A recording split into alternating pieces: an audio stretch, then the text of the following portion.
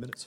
Thank you. And I, too, am a chairman emeritus of this committee, and I can recall where President Trump, when he was the president, blew past some of my things that I wanted to hold. In fact, he's blown past some already in this term.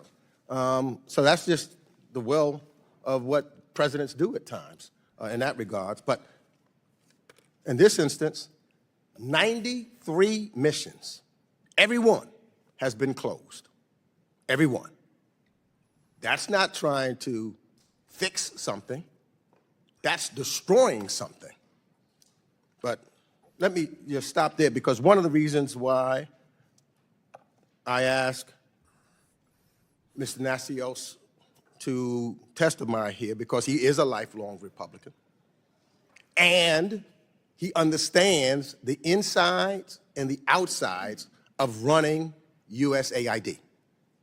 More so than anybody, no disrespect to anybody that's on this panel, he's the one that has done it. And I will admit, we don't agree on certain things. Democrats and Republicans don't agree. Some things that Republicans do that I believe is full of waste, destructive, but if they win the elections, they have a choice to try to move it in that direction. When Democrats win, what we stand for, we move in our direction. That's part of having a free democratic society. We're not Russia. So I want to put the politics aside for this discussion and ask Mr. Nacios, can you explain to the committee why you believe foreign assistance and the work of USAID, as you've done so, is so essential, and you feel so passionately enough about it that you did respond?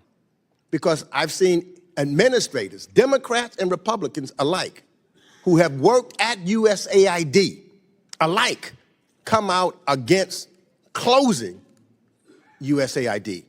Can you tell us that today? Well, let me tell you two stories. One story is my last month at AID. No one knew except my wife I was going to leave and teach at Georgetown.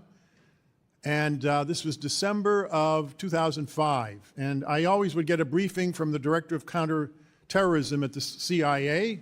And he came in to see me and he said, Mr. Nacios, the chatter is you're coming and they're going to attempt to assassinate you. I said, who? He said, well, obviously the Taliban.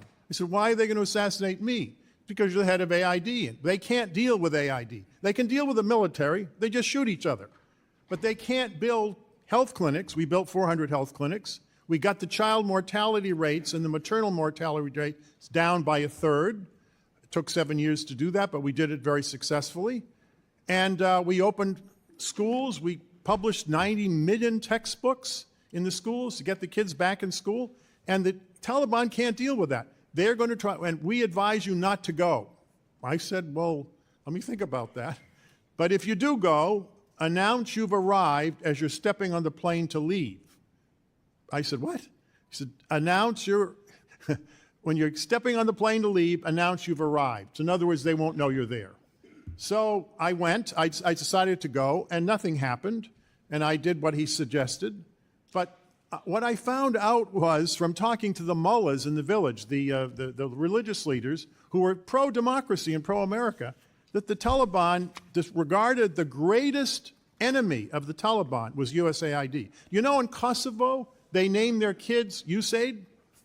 They actually, the Albanians are Muslims in Kosovo, and they made it into a Muslim name, USAID.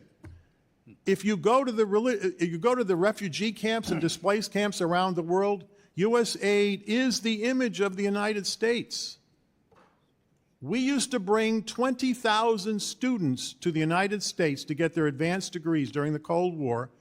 You know what the Chinese, you know what we're doing now? 900 scholarships. We stopped doing it. The Chinese are spending huge amounts of money to bring 40,000 people from the developing world to get their degrees in China.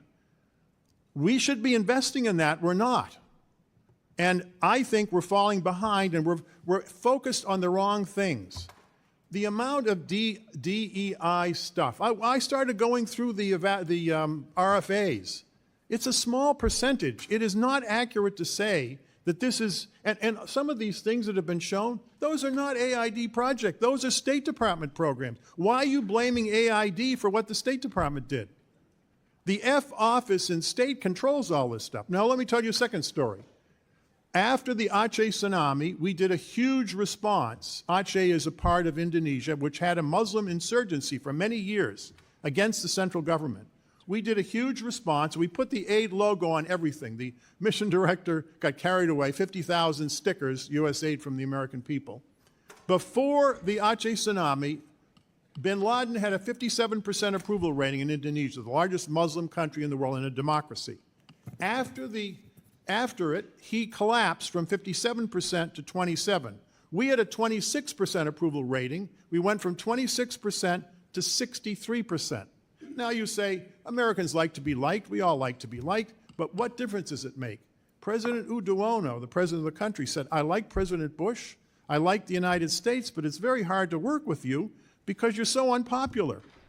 Not after the Aceh tsunami. The newspapers in Indonesia said, where is bin Laden when we need him? The Americans here we really don't like, and now we realize who our real friends are. Thank you for answering our questions today, sir. We appreciate it. We agree. A lot of waste, like $10 million through USAID. Everything I listed was USAID. $10 million for circumcision in Mozambique. There's another example for you. I now recognize Mr. Smith from New Jersey.